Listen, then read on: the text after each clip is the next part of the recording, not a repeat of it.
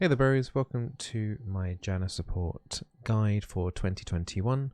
This guide was made on the 1st of March, so relatively early into the start of the season, so there could be some changes here and there later down the line. If there are any changes needed to the guide, then have a look at the comments section down below, and if there's nothing pinned, then you're good to go.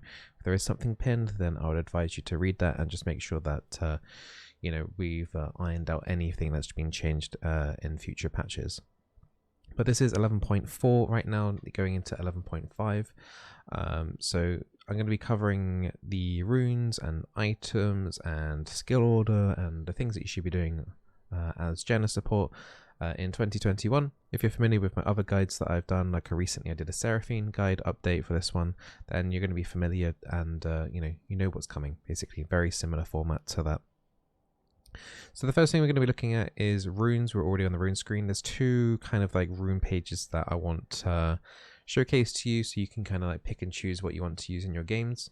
I'm just going to go through the rune list, and I'm going to give you like options as well as what other runes that you could potentially take in solo queue or in your normal games. But this is a pretty standard. The airy build is very, very standard. You could probably see some variation with Arcane Comet, but I do not really recommend that. Arcane Comet gives you a little bit more lane harassment, but honestly, apart from that, for the rest of the game, it doesn't really give you anything. Summon Airy is very good on, like, works off the auto attacks. You'll be shielding extra for your allies if you end up shielding them. And it's still extra poke, and it's guaranteed poke. Arcane Comet can be dodged. The reason why some people do Arcane Comet on Janna is because when one of her abilities is a point and click slow, so the target is getting slowed and then they should get guaranteed to get hit by the Arcane Comet. But as I said before, it's very purely for like that very, very early lane harassment. You could probably do Arcane Comet with a very aggressive AD carry in the bot lane, like very early on, like a Draven or a Lucian or something like that, if you want to try and get that kill for the first couple of levels. But honestly, other than that, I wouldn't bother. But I run this particular build for the majority of my Janna games. You got the Summon Airy, Manifo Band, Transcendence, all very standard there. At the very end here, you have a Scorch, which you can replace with Gathering Storm if you wish. But my opinion on Gathering Storm is Scorch is better than Gathering Storm for the first 10 minutes of the game, because Gathering Storm gives you nothing. At 10 minutes, you're getting 8 AP, which honestly, in terms of harassment, the Scorch is on par with this, I would say.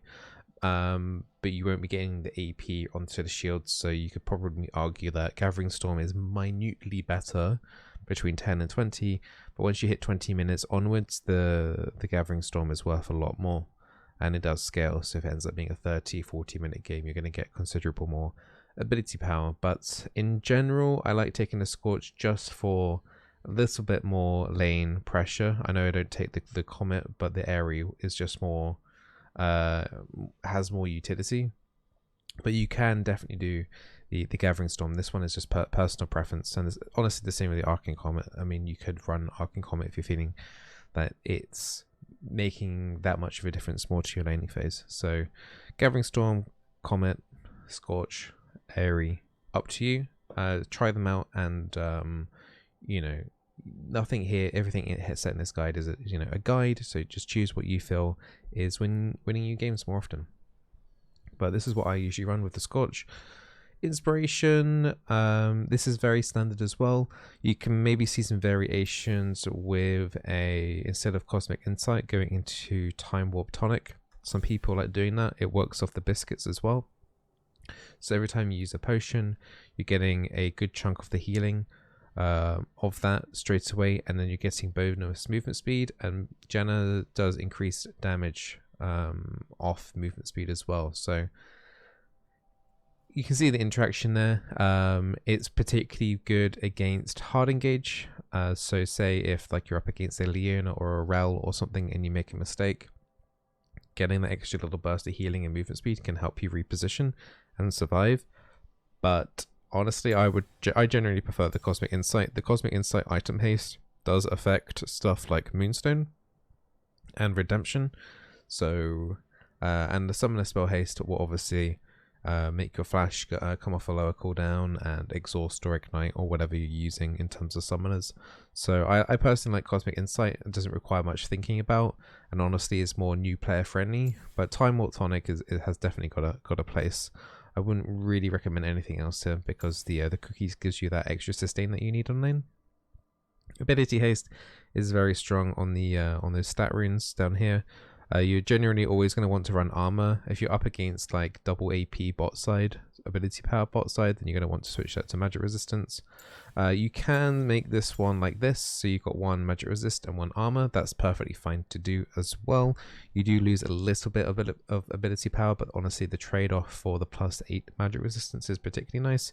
Particularly if you're playing like against, say, a Caitlyn that's doing physical damage, and then like a magic damage dealer like a Seraphine or a Zyra or a Brand, just increases your survivability up considerably. Actually, the +8 may not seem like such a game changer, but having extra resistances when you've got such a low base amount is actually quite huge. So it's not uncommon to see double resistances on some squishy enchanters these days.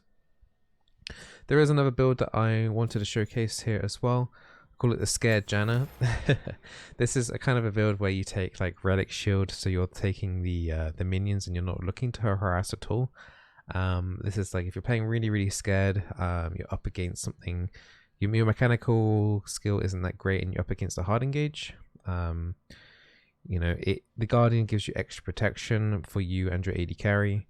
You've got a lot of tools here that make you a little bit tankier. One thing with this build, you've got less mana regen, but since you won't be harassing much anyway, because you haven't got mana flow banned, you won't be generating stacks from spell thieves, there isn't as much reason to use as much mana.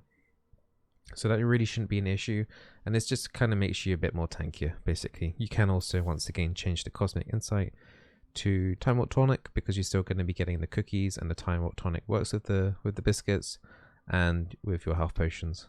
So once again, you're going into double resistance at the bottom there with ability haste. This is fine. This is absolutely fine to do as well.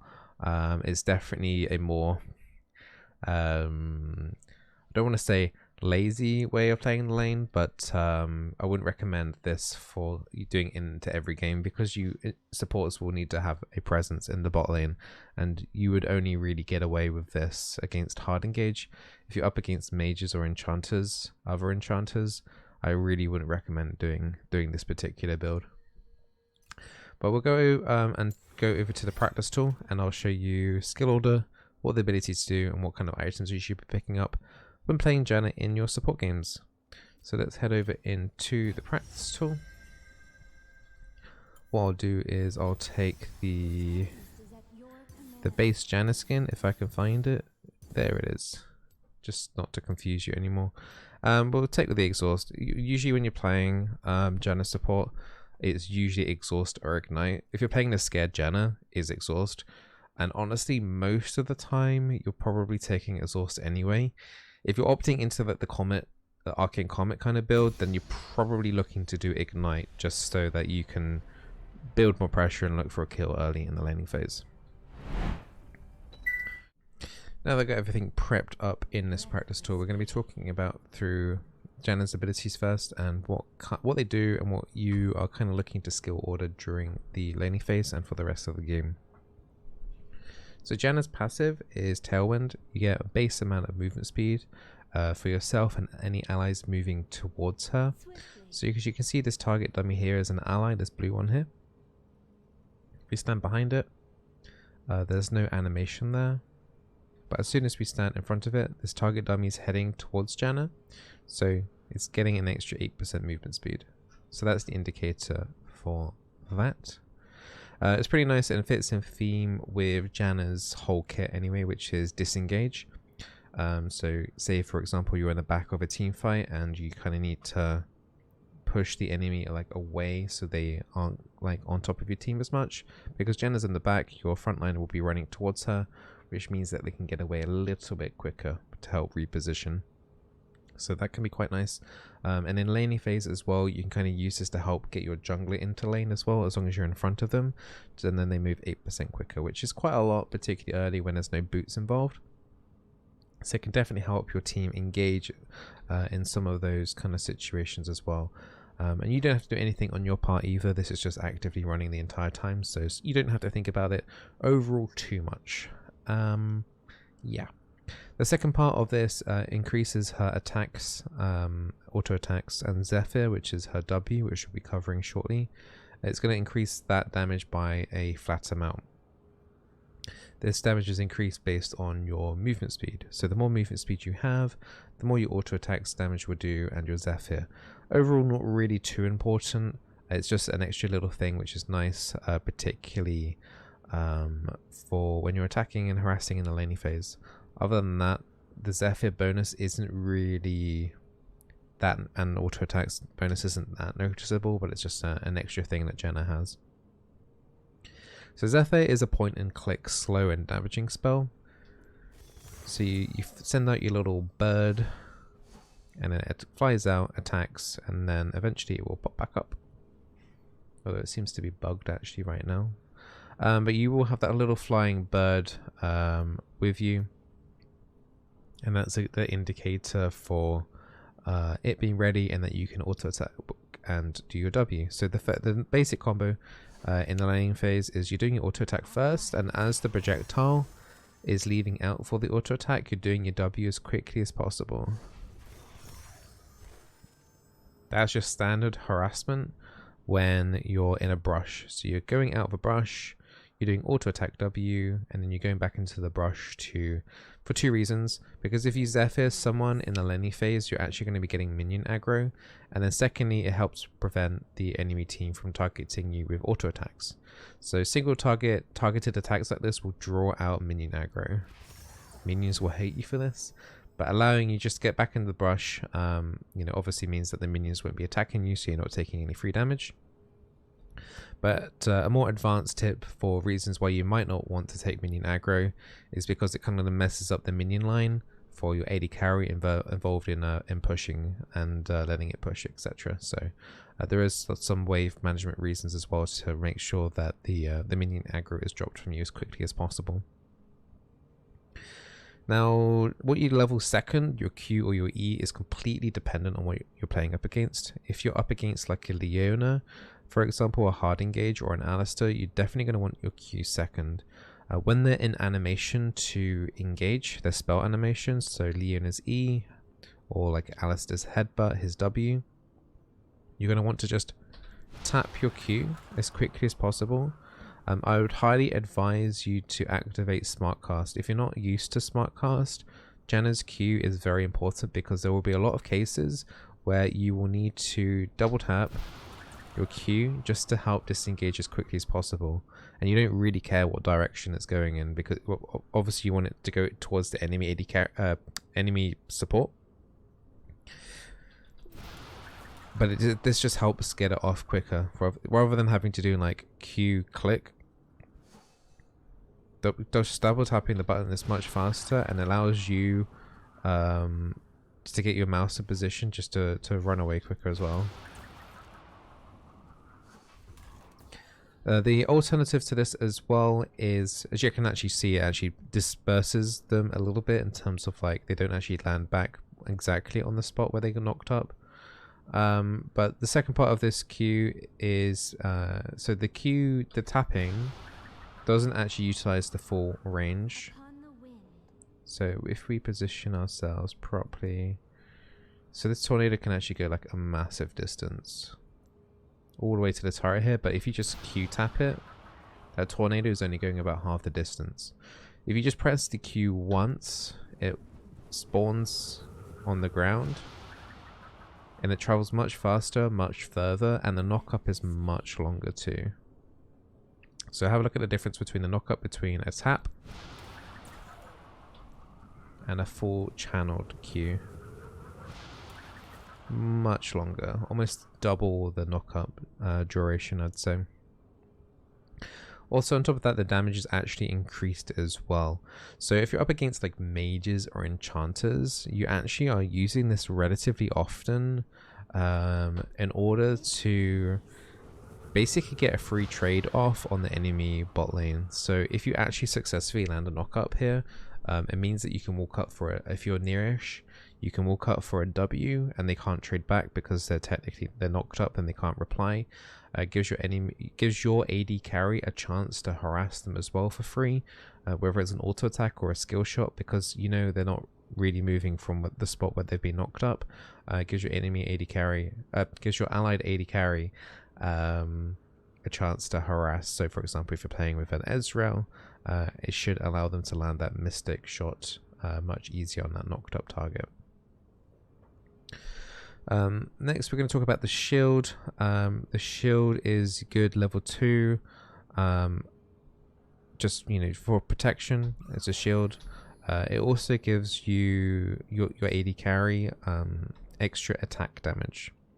Now the interesting thing about this shield is that it depletes over time. So as soon as the shield wears off, your target is no longer receiving attack damage. And because it's depleting, the value of the shield is decreasing rapidly over time. So if you're looking to block a skill shot, you kind of need to act reactively to block it, to reduce the amount that is going to be doing to your carry as much as possible, rather than doing it preemptively and then hoping you're only going to get like half the shield amount if you're doing it preemptively. So ideally, reactionary doing it on point is the best.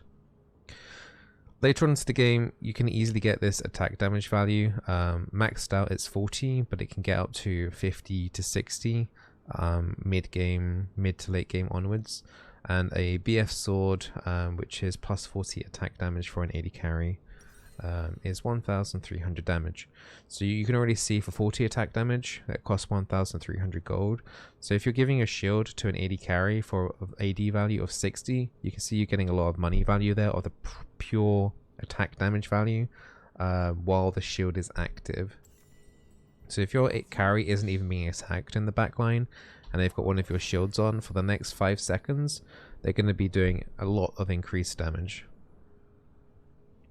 That's why it's generally more important that you get to shield a physical target damage rather than an ability power one. Sometimes you have no choice that you have to shield an ability power user just because they need the protection, because that big shield at the end of the day. But if you can prioritize shielding your attack damage, your AD carry or whoever else is doing really well that uses attack damage, then make sure you're giving them the shield just to increase the damage that they're doing in those fights just a little bit longer while that shield is active. Now in those team fights, you're going to be wanting to make sure obviously you're shielding as much as possible, because it gives them a lot of attack damage and also the shield value is nice overall.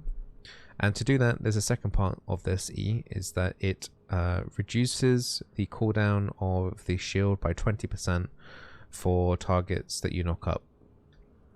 Now this doesn't stack, so for example, if I turn cooldowns off right now, so if I shield my ally, pay attention to the cooldown timer, so 8, 7, 6, and as soon as we hit that first target dummy, it went down by 20%, but the same tornado hitting 2 targets doesn't reduce it.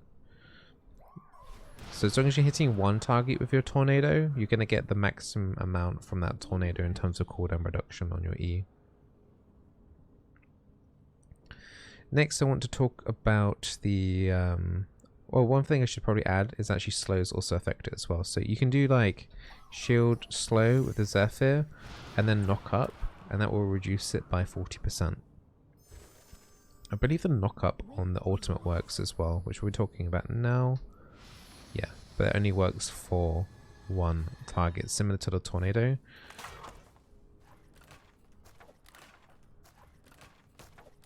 So each of Janna's abilities, the W, the Q, and the ulti, can reduce the shield cooldown effect, but only once per ability. Next, we're going to be talking about the ultimate. Let's get our cooldown back, because our ultimate's on cooldown now. So there's 2 parts of this ultimate that you need to be aware of. So the main one is that it knockback. So you'll be using this primarily about, I would say probably at 75% of the time. You're just going to be tapping this like that and then moving away. Quite similar to how you're just tapping the Q to disengage. This is another disengage tool that you have, and it's really good at just disengaging from multiple enemies engaging at the same time. And it pushes them quite back a big distance. You can kind of pair this up with your tornado as well. So you can do like, so say for example, these guys were engaging, and you want to push them back, and then that tornado helps prevent them from like re-engaging back in. A bigger tool for this would be, you could, like an advanced tornado tool could be like, you're looking to engage here. So we're going to put our tornado over into this direction here. We're going to let that whirl, flash to the side, and then knock them up. Now there's some very rare cases that you want to do that, and that's like very advanced technique, which is why Janna has a very easy baseline to play. Her abilities aren't exactly too difficult to understand after a couple of games. But that kind of mechanic there is why she has like a high skill ceiling, because doing something like this is pretty difficult. So we're setting up the tornado to go across here. We managed to knock out two out of 3 targets there. The main use of this is quite literally what the turret's happening right now. So say if you're coming behind for a gank on like mid lane, you're roaming up, and the enemy is kind of under turret. So say for example, let's get rid of these dummies.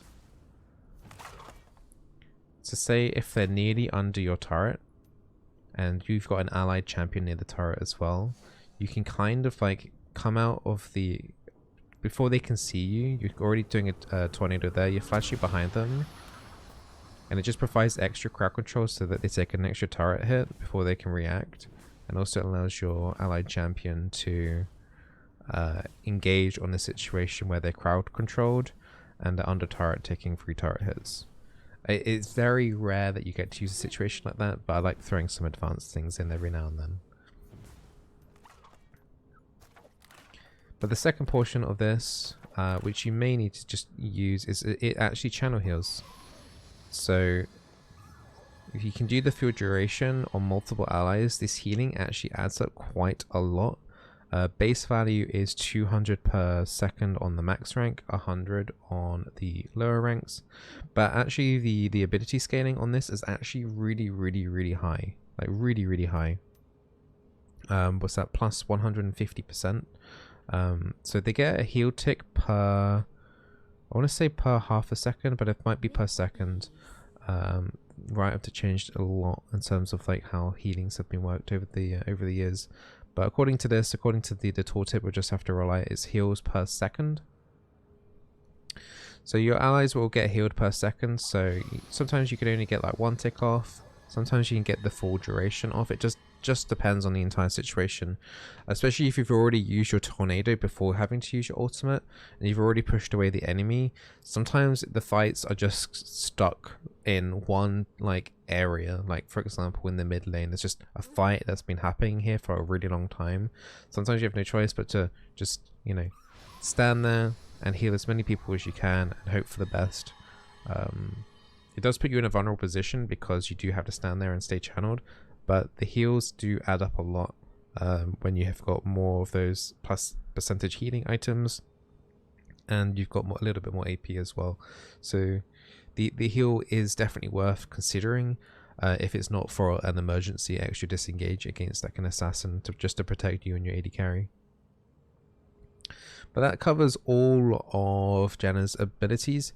And as you can see with the whole disengage, like if an enemy does actually manage to come in, that's when you take the exhaust just to prevent, you know, just to buy yourself some time until your next tornado and shield and things come back up, just so that you can just increase the survivability of what's happening down in whatever situation that you're in. But that's like the kind of like all the fancy tricks that you can do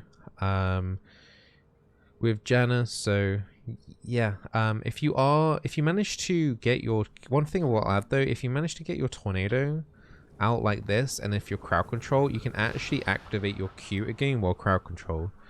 So you can do it early as long as it's already cast out.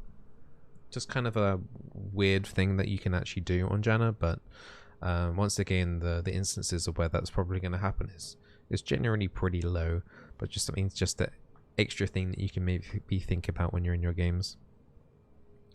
Now let's dive into the items of Janna. Now if you're doing the Guardian build that I mentioned earlier, you're going to be doing Relic Shield, but for every other case, you're going to be doing the Spell Thief's Edge.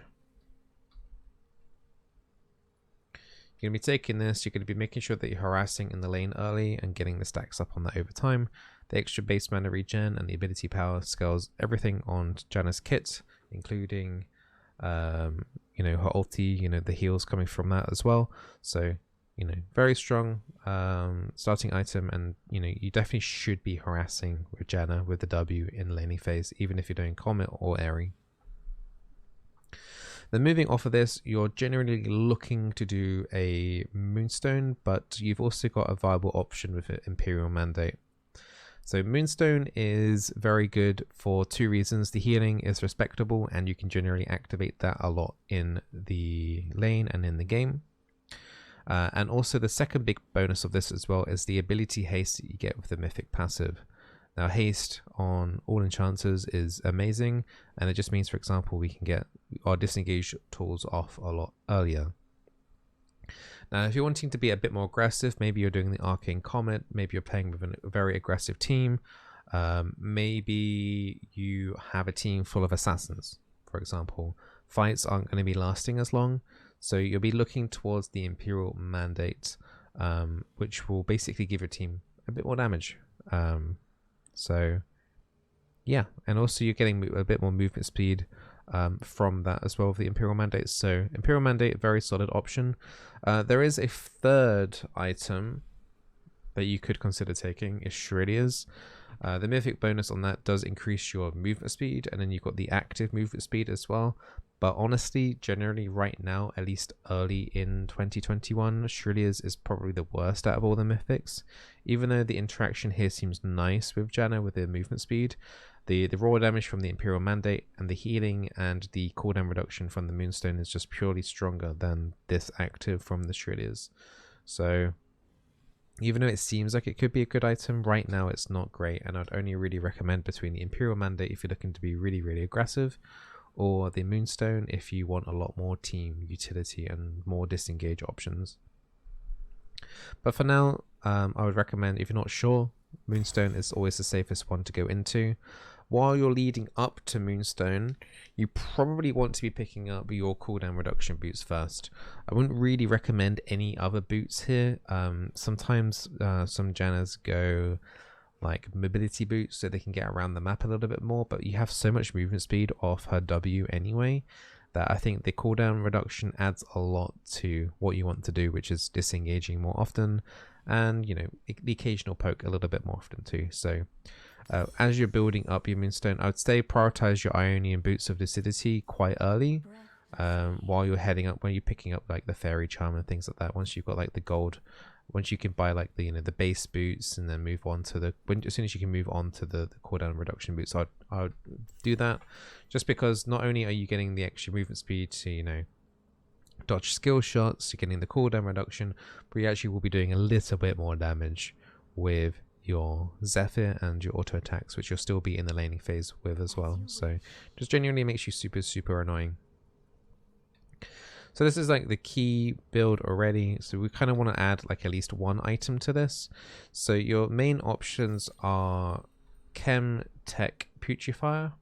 So what this does is whenever you shield or heal allies, so from your E or from your ultimate, or if you pick up a redemption later on, which we can talk about, if you heal or shield an ally, their next ability, the next damaging ability will do 60% grievous wounds to the enemy target. So it's another way for you to mitigate healing on the enemy team.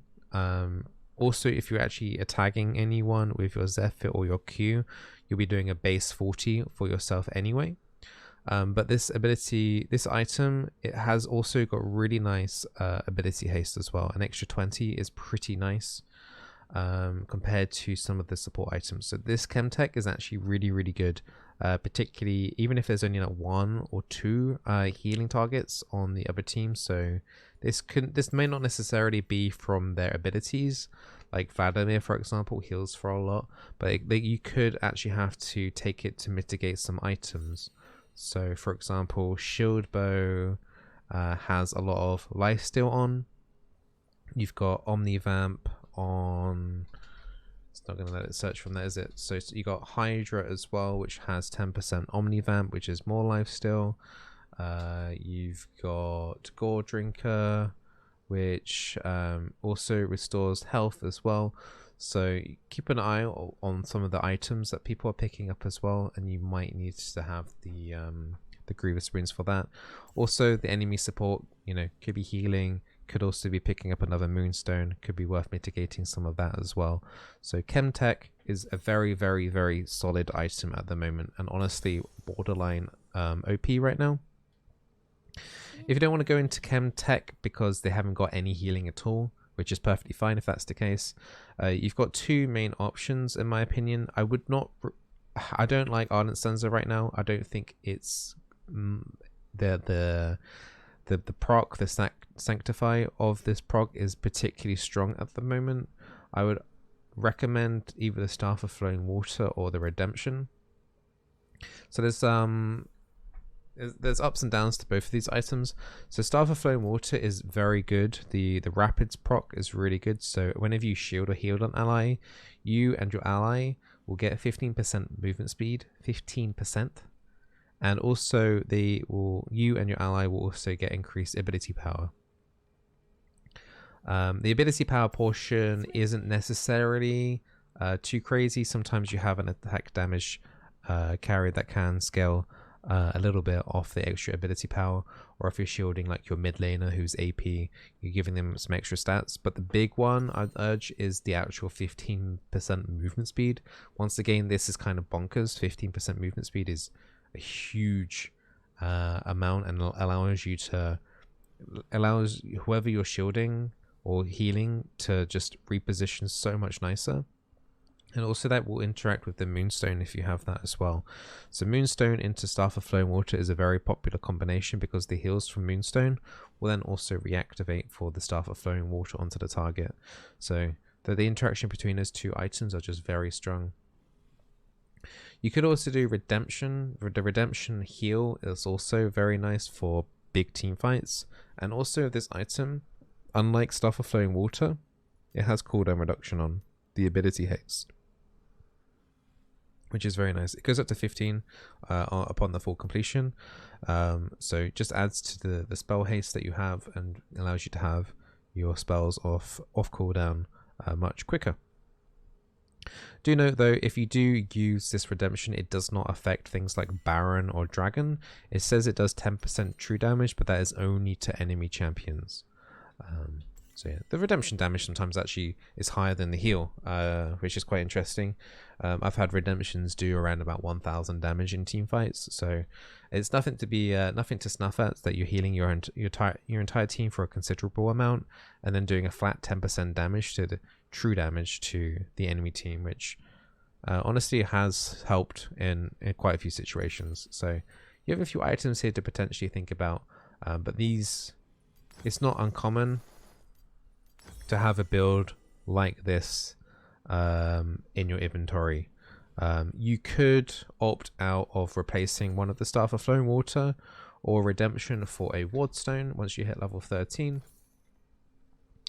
Let me just put down 20 wards. So once you have planted 20 wards and you have this item in your inventory,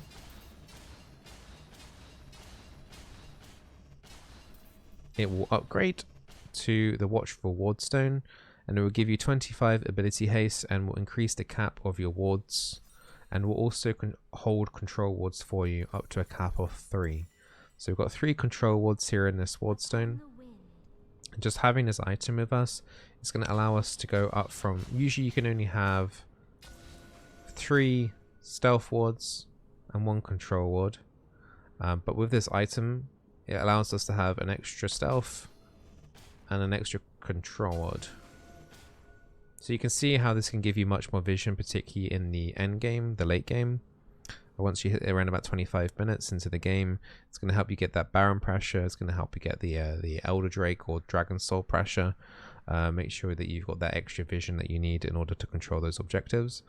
And if you decide to fully upgrade this item into the Vigilant Wardstone, you're going to get some more movement speed, you're going to get a little bit more haste as well, but it also counts as a legendary item, which will count towards 5 more ability haste from the Moonstone. So this is like a very, very standard build. You kind of just have to kind of think, what do you want? Rather, like, I would run this build, what I've got in my inventory, like every game almost.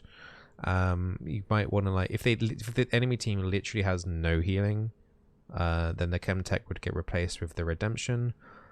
You could also swap out the Redemption for the Staff of Flowing Water, or you can just juggle those items around, just see as you see fit. If you're running the Imperial Mandate, the Staff of Flowing Water doesn't feel as nice because you're not getting the free procs from Moonstone. So you could potentially just not do Staff of Flowing Water. You could do Chem Tech, then you could do Redemption, then into Wardstone.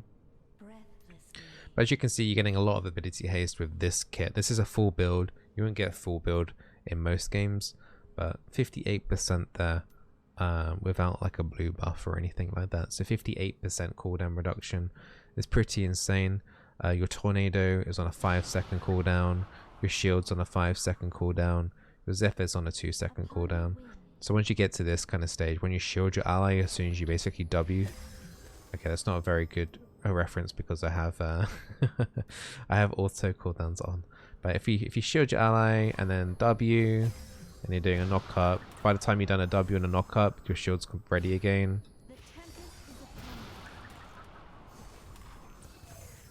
So you can basically just start spamming spells at that point, just to help heal and disengage for your AD carry. Ultimate as well. Ultimate cooldown for Janna isn't the shortest, but isn't the longest either.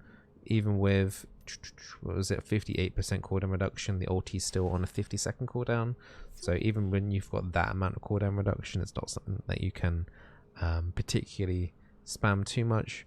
But as I mentioned before, the biggest scenario of you using this is just to instant disengage.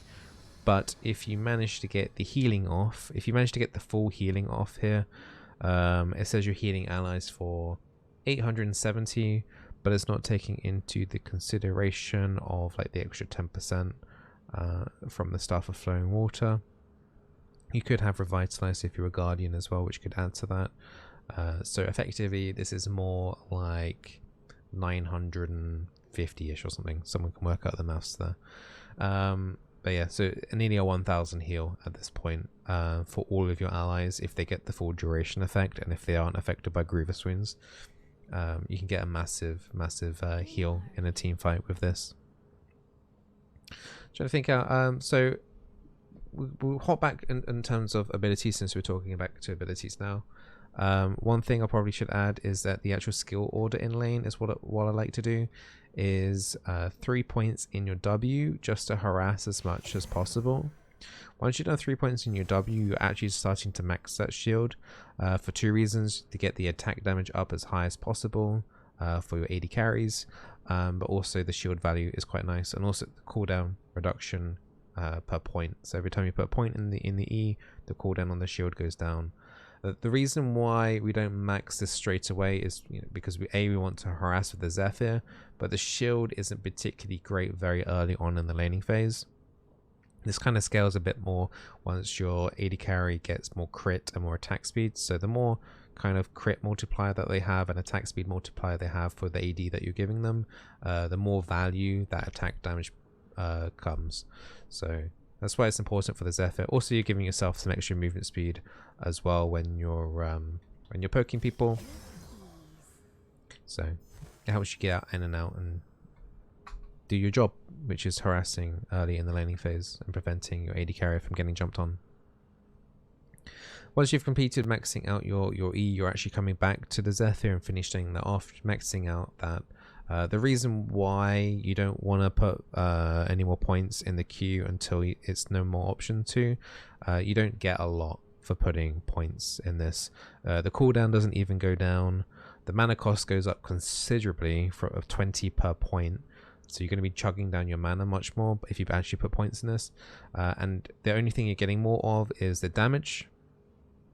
And honestly, the damage isn't particularly great per point either. So it's worth putting points in, like, you know, later on down the line, but it's not something that the per point value in the queue is honestly terrible. So it's much more important that you get your W and your E maxed out first. Well, I hope you guys you know, give Janna a try in 2021 if you haven't already.